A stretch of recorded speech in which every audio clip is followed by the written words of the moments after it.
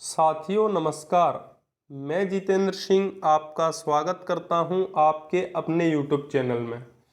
आइए आज हम अनुप्रास अलंकार के सभी भेदों के बारे में पढ़ते हैं। यदि आपने इस वीडियो को ध्यान से देखा तो निश्चित तौर पे आपको ये बहुत अच्छे से समझ में आने वाला है, तो हमारे साथ वीडियो में बने रहिए। तो आज हम पढ़ते हैं अनुप्रास अलंकार के बारे में। तो सबसे पहले हम जानते हैं कि अलंकार होता क्या है। तो अलंकार शब्द की उत्पत्ति संस्कृत की अलम धातु से होती है। अलंकार शब्द का अर्थ है आभूषण या गहना। तो याद रखना, अलंकार शब्द की जो उत्पत्ति है वो संस्कृत की अलम धातु से होती है और अलंकार शब्द का अर्थ है आभूषण या गहना। ठीक है, लिखा है जिस प्रकार आभूषण धारण करने से स्त्री के सौंदर्य में वृद्धि हो जाती है, उसी प्रकार काव्य में अलंकारों के प्रयोग से उसकी सुंदरता में चमत्कार उत्पन्न हो जाता है। याद रखना, जिस प्रकार आभूषण धारण करने से स्त्री के सौंदर्य में वृद्धि हो जाती है, उसी प्रकार काव्य में अलंकारों के प्रयोग से उनकी सुंदरता में चमत्कार उत्पन्न हो जाता है। आगे लिखा है काव्य शोभाकरान धर्मान अलंकारान प्रत्यक्षते। लिखा है काव्य शोभाकरान धर्मान अलंकारान प्रत्यक्षते, यानी काव्य के शोभाकारक धर्म गुण अलंकार कहलाते हैं। ठीक है, अलंकार जो है तीन प्रकार के होते हैं, शब्द अलंकार, अर्थ अलंकार और उभय अलंकार। तो इनके बारे में हम थोड़ा सा बताएं कि अलंकार तीन प्रकार के होते हैं, शब्द अलंकार, अर्थ अलंकार और उभय अलंकार। कहीं कहीं दो प्रकार भी मिलते हैं, केवल शब्द अलंकार और अर्थ अलंकार। तो हम इनके बारे में थोड़ा सा जान लेते हैं। शब्द अलंकार कौन से होते हैं? तो शब्दों के माध्यम से यदि काव्य की शोभा बढ़े तो वहाँ शब्द अलंकार होते हैं, और यदि अर्थ के माध्यम से काव्य की शोभा बढ़े तो अर्थ अलंकार होते हैं, है ना। और शब्द और अर्थ दोनों के माध्यम से काव्य की शोभा बढ़े तो उभय अलंकार होता है।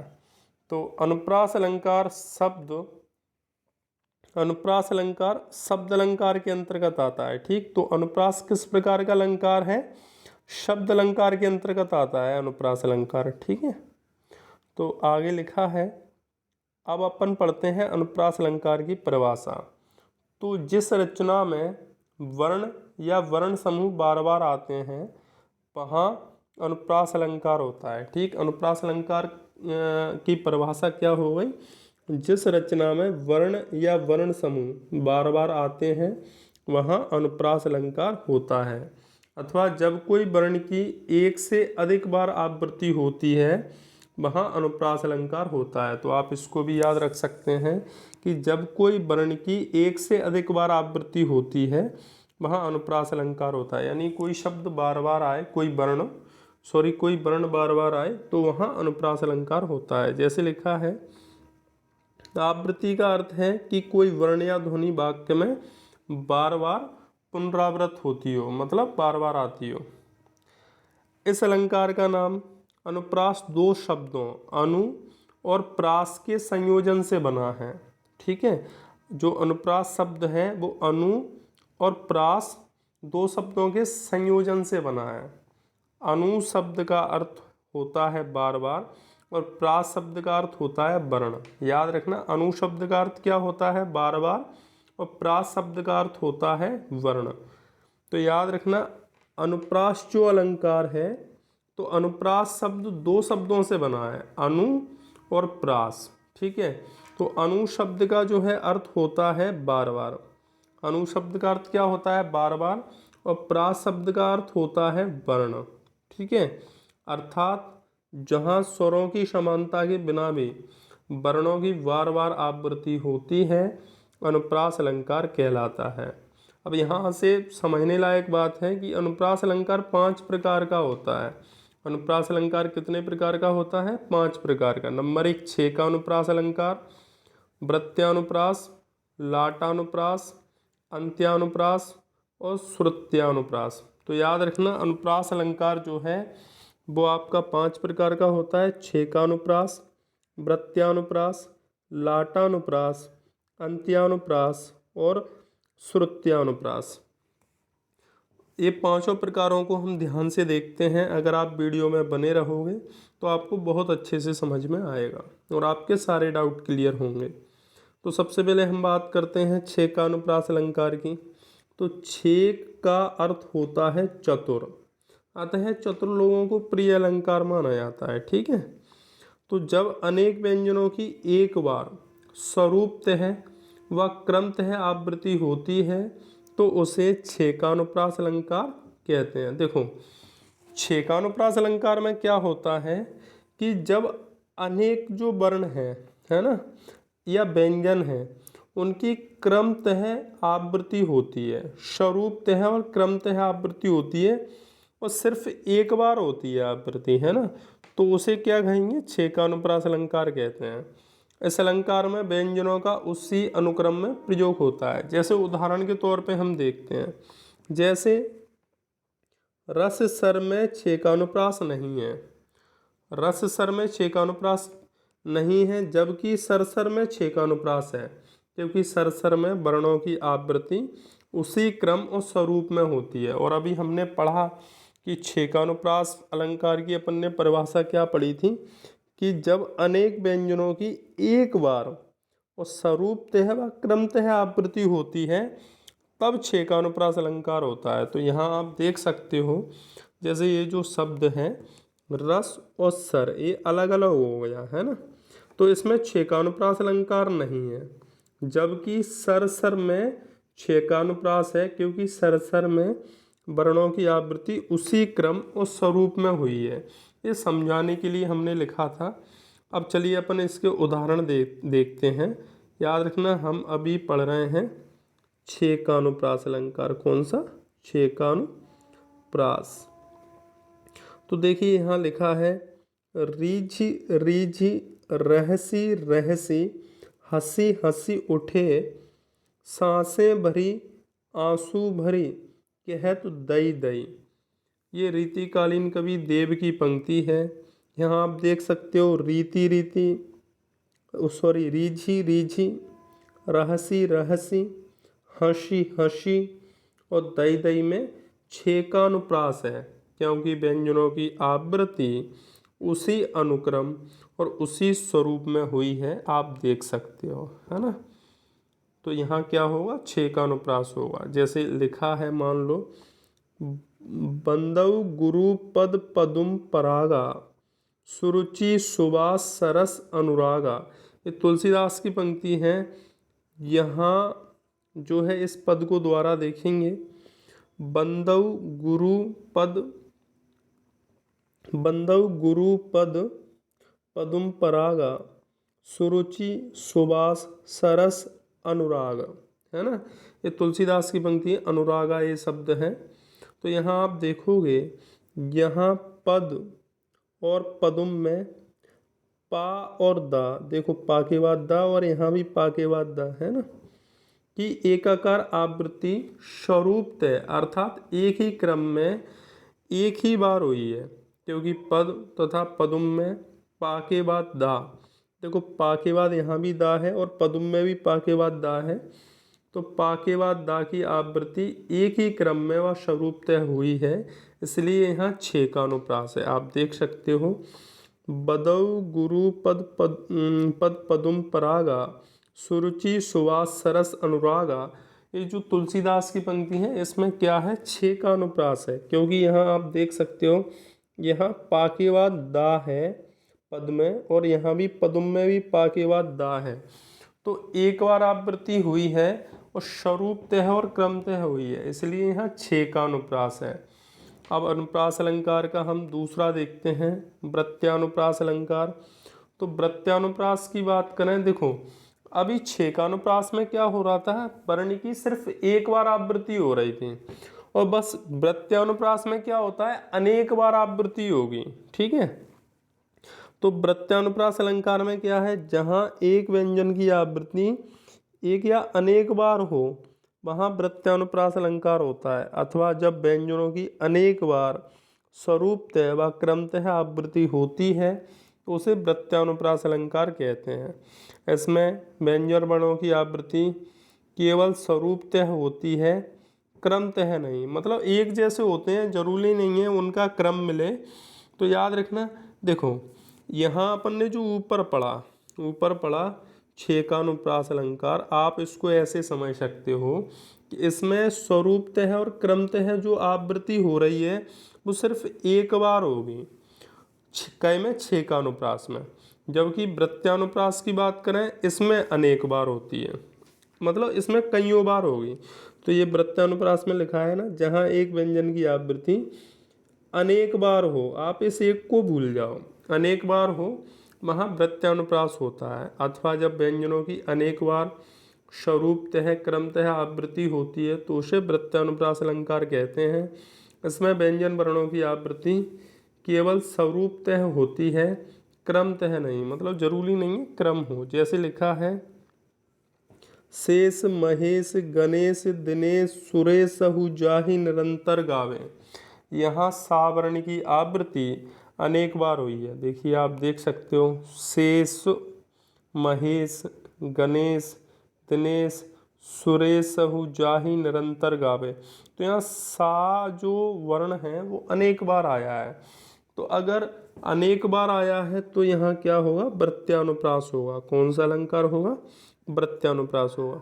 अगर स्वरूपतः सिर्फ एक बार आए, मतलब एक के बाद एक बार आए, तो केवल वहाँ कौन सा होगा, छेकानुप्रास होगा। और जब अनेक बार आए तो वृत्त्यानुप्रास होगा। ठीक है, आगे भी आप देख सकते हो, जैसे लिखा है, तरनी तनुजा तट तमाल तरुवर बहु छाए। इसमें जो तावर्ण की आवृत्ति है वो भी अनेक बार हो रही है। तो जब आवृत्ति अनेक बार होगी तो वहाँ क्या होगा, वृत्त्यानुप्रास होता है। कौन सा होता है, वृत्त्यानुप्रास, क्योंकि यहाँ वर्ण की आवृत्ति अनेक बार हो रही है। और अगर सिर्फ एक बार हो तो छेकानुप्रास होगा। देखिए यहाँ तरनी ता, तनुजा में भी ता, तट तमाल तरुवर बहु छाए। तो यहाँ आप देख सकते हो ताता की बहुत बार आवृत्ति हो रही है। तो ताता की अनेक बार आवृत्ति हो तो कौन सा होगा, वृत्त्यानुप्रास। और सिर्फ एक बार आवृत्ति हो तो कौन सा होगा, छेकानुप्रास। तो ये उम्मीद है आपको छेकानुप्रास और वृत्त्यानुप्रास में अंतर समझ में आया हो। जैसे और भी हमने उदाहरण लिखे हैं आपको समझाने के लिए। जैसे लिखा है, कंकन किंकिन नूपुर धुनि सुनि कहत लखन सन राम हृदय गुनि। तो यहाँ भी आप देख सकते हो, यहाँ लिखा है कि क है ना, ना फिर का ना है ना, यहाँ भी ना। तो का और ना की अनेक बार आवृत्ति हो रही है। तो जब अनेक बार आवृत्ति होगी तो वहाँ कौन सा होगा, वृत्त्यानुप्रास। और सिर्फ एक बार आवृत्ति होगी तो छेकानुप्रास। तो छेकानुप्रास और वृत्त्यानुप्रास में अंतर आपको उम्मीद है समझ में आया होगा। एक बार और लिख देते हैं, छेकानुप्रास में जो है आवृत्ति सिर्फ एक बार होगी, जबकि वृत्त्यानुप्रास में अनेक बार होगी, अनेक बार। तो बस आपको इतना याद रखना है। ठीक है, अब हम तीसरा उदाहरण पढ़ते हैं। तीसरा जो आपका उदाहरण है वो है लाटानुप्रास का। तो लाटानुप्रास अलंकार के बारे में जानते हैं। ये जो तीसरा प्रकार है अनुप्रास अलंकार का, ये सभी अनुप्रास अलंकार के प्रकार हैं। तो लाटानुप्रास अलंकार की बात करें तो लाट शब्द का तात्पर्य समूह से होता है।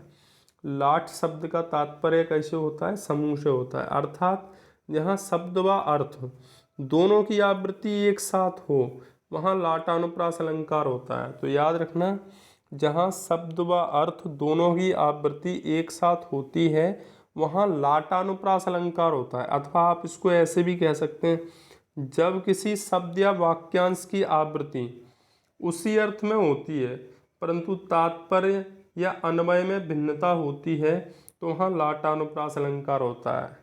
फिर से देखना, लाटानुप्रास अलंकार की परिभाषा होगी, लाट शब्द का तात्पर्य समूह से होता है। लाट शब्द का तात्पर्य समूह से होता है, अर्थात जहाँ शब्द व अर्थ दोनों की आवृत्ति एक साथ हो वहाँ लाटानुप्रास अलंकार होता है। अथवा जब किसी शब्द या वाक्यांश की आवृत्ति उसी अर्थ में होती है परंतु तात्पर्य या अन्वय में भिन्नता होती है तो वहाँ लाटानुप्रास अलंकार होता है। इस अलंकार में शब्दों की आवृत्ति तो समान होती है परंतु उनका अर्थ भाव भिन्न भिन्न होता है। कहने का मतलब ये है, जो लाटानुप्रास अलंकार है उसमें शब्दों की आवृत्ति तो समान होगी लेकिन उनका प्रत्येक बार जो है अर्थ अलग अलग होगा, है ना। जैसे लिखा है पूत सपूत तो क्यों धन संचय, और पूत कपूत तो क्यों धन संचय। तो यहाँ पर मतलब जो है पूत कपूत जो है, यहाँ पर जो आवृत्ति हो रही है वो अलग अलग अर्थ में हो रही है ना। पूत सपूत तो क्यों धन संचय और पूत कपूत तो क्यों धन संचय, इसलिए यहाँ लाटानुप्रास है। जैसे मान लीजिए दूसरा उदाहरण है, तेग बहादुर हाँ बे ही थे गुरु पदवी के पात्र समर्थ। तेग बहादुर हाँ बे ही थे गुरु पदवी थी जिनके अर्थ। कहने का मतलब यह है यहाँ पर शब्द रिपीट तो हो रहे हैं लेकिन अर्थ में परिवर्तन है। इन उदाहरणों में तेग बहादुर की आवृत्ति तो एक समान है परंतु दोनों वाक्यों में उसका तात्पर्य या अन्वय भिन्न है। पहले वाक्य में उसका तात्पर्य गुरु पदवी के पात्र समर्थ होता है जबकि दूसरे वाक्य में उसका तात्पर्य गुरु पदवी थी जिसके अर्थ से होता है। इस प्रकार इस अलंकार से शब्दों और अर्थ के मध्य भिन्नता प्रकट होती है। जैसे मान लो अगला उदाहरण है लाटानुप्रास का, कि वही मनुष्य है जो मनुष्य के लिए मरे। तो आप देख रहे हो यहाँ मनुष्य मनुष्य शब्द दो बार आया है कि वही मनुष्य है जो मनुष्य के लिए मरे, यहाँ आपको अच्छा समझ में आएगा। तो दोनों का अर्थ आदमी है मनुष्य मनुष्य का, पर तात्पर्य या अन्वय में भेद है। पहला मनुष्य करता है और दूसरा संप्रदान है। तो इस तरीके से तो याद रखना लाटानुप्रास अलंकार में शब्द तो रिपीट होगा लेकिन उसका तात्पर्य अलग होगा दोनों शब्दों का, ठीक है ना। तो अपन ने पढ़ा छेकानुप्रास, लाटानुप्रास और वृत्त्यानुप्रास, है ना, तीन पढ़ लिए। तो सबसे पहले छेकानुप्रास में हमने पढ़ा था कि जिसमें जो है वर्ण की स्वरूपतः सिर्फ एक बार आवृत्ति होगी, है ना। वृत्त्यानुप्रास में अपन ने पढ़ा था वृत्त्यानुप्रास में जो है अनेक बार आवृत्ति होगी शब्द की, अनेक बार। अब बात करें लाटानुप्रास की, तो लाटानुप्रास में क्या है, आवृत्ति तो होगी शब्द की या मतलब या वर्ण की, वर्ण की आवृत्ति तो होगी लेकिन वो जो आवृत्ति है उसमें प्रत्येक बार उस शब्द का जो है अर्थ भिन्न हो जाएगा, अर्थ जो है या तात्पर्य थोड़ा अलग होगा, ठीक है ना। तो वहाँ क्या हुआ, लाटानुप्रास। अब अगला अपन पढ़ते हैं अंत्यानुप्रास अलंकार। तो जहाँ पद के अंत में एक ही स्वर और एक ही व्यंजन की आवृत्ति हो वहाँ अंत्यानुप्रास होता है। याद रखना अंत्यानुप्रास अलंकार कहाँ होता है, जहाँ पद के अंत में एक ही स्वर और एक ही व्यंजन की आवृत्ति हो तो वहाँ अंत्यानुप्रास होता है। जैसे उदाहरण के तौर पर देखिए, लगा दी किसने आकर आग, कहाँ था तू संशय के नाग। तो देखिए गा वर्ण जो है एक जैसा है लास्ट में, तो यहाँ अंत्यानुप्रास होगा, है ना, या एक जैसा वर्ण हो। जैसे लिखा है रघुपति राघव राजा राम, पतित पावन सीताराम। तो यहाँ देखिए माँ की लास्ट में आवृत्ति हो रही है तो यहाँ अंत्यानुप्रास है, अंत्यानुप्रास अलंकार है जो अनुप्रास अलंकार का चौथा प्रकार है। जैसे आगे लिखा है कि रघुकुल रीत सदा चली आई, प्राण जाए पर वचन न जाई। तो यहाँ भी देखिए ई और ई लास्ट में एक जैसा वर्ण है तो यहाँ पर भी अंत्यानुप्रास है ना। जैसे लिखा है कुंद इंदु सम देह, उमा रमन करुणा अयन, जाहि दीन पर नेह, करहूँ कृपा मर्दन मयन। तो आप यहाँ देख सकते हो लास्ट में ना और ना आया है तो यह भी अंत्यानुप्रास है, क्योंकि लास्ट में यदि कोई वर्ण एक जैसा मिलेगा तो वहाँ अंत्यानुप्रास अलंकार होगा। उसके बाद हम आखिरी अनुप्रास अलंकार का जो आखिरी प्रकार है जिसका नाम है श्रुत्यानुप्रास अलंकार। तो श्रुत्यानुप्रास अलंकार के बारे में पढ़ते हैं। इसकी परिभाषा है, श्रुत्यानुप्रास अलंकार की जो परिभाषा है वो क्या है, जहाँ किसी एक ही स्थान जैसे कंठ, तालु आदि से उच्चारित होने वाले वर्णों की आवृत्ति हो, वहाँ श्रुत्यानुप्रास अलंकार होता है। याद रखना, श्रुत्यानुप्रास अलंकार कहाँ होता है, जहाँ किसी एक ही स्थान जैसे कंठ, तालु आदि से उच्चारित होने वाले वर्णों की आवृत्ति हो, वहाँ श्रुत्यानुप्रास अलंकार होता है। देखिए, सबसे पहले हम बात करें व्यंजन की, तो जैसे स्थान के आधार पर व्यंजनों को 5 भागों में बांटा गया है। कंठ व्यंजन, तालव्य व्यंजन, मूर्धन्य व्यंजन, दंत व्यंजन और ओष्ठ व्यंजन। कंठ व्यंजन कौन से होते हैं, जिनमें कंठ से आवाज आए। तालव्य व्यंजन जो है तालु को जीभ स्पर्श करे। मूर्धन्य व्यंजन में जीभ मूर्धा को स्पर्श करती है। दंत व्यंजन में जीभ दांतों को स्पर्श करती है। और ओष्ठ व्यंजन में अपने ओष्ठ आपस में स्पर्श करते हैं। तो इस प्रकार 5 प्रकार के व्यंजन हैं। तो यहाँ लिखा है श्रुत्यानुप्रास अलंकार में, जहाँ किसी एक ही स्थान जैसे कंठ, तालु आदि से उच्चारित होने वाले वर्णों की आवृत्ति हो, वहाँ श्रुत्यानुप्रास अलंकार होता है।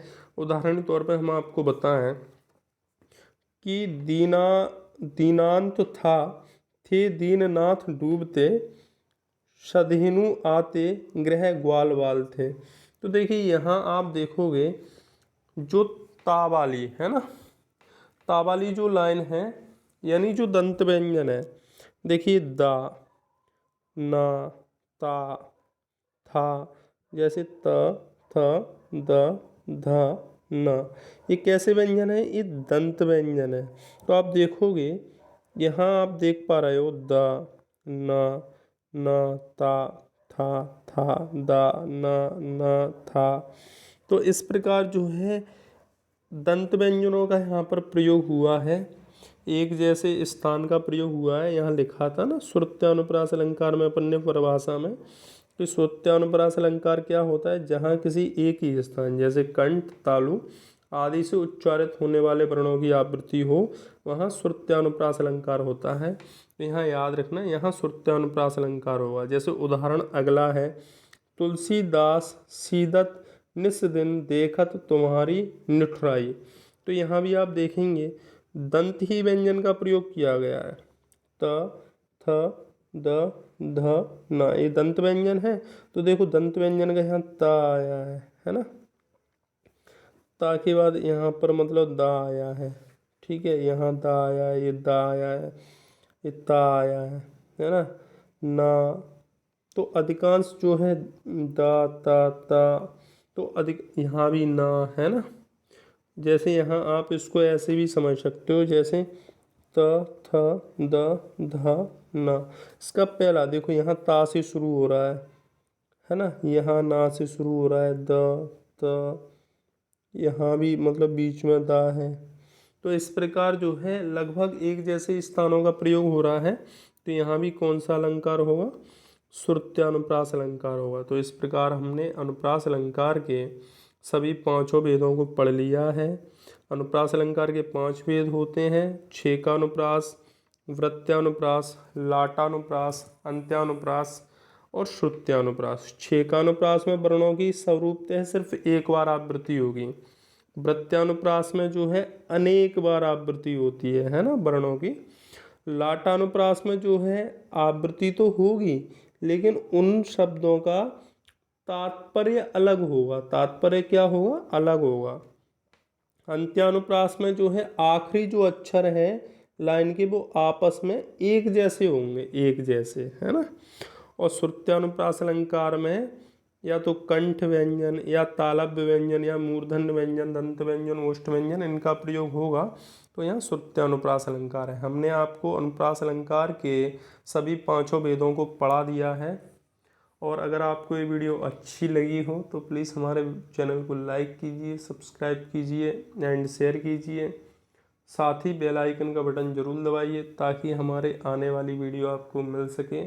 आपने इस वीडियो को ध्यान से देखा, हमें सुना, इसके लिए आपका बहुत बहुत धन्यवाद। आदाब।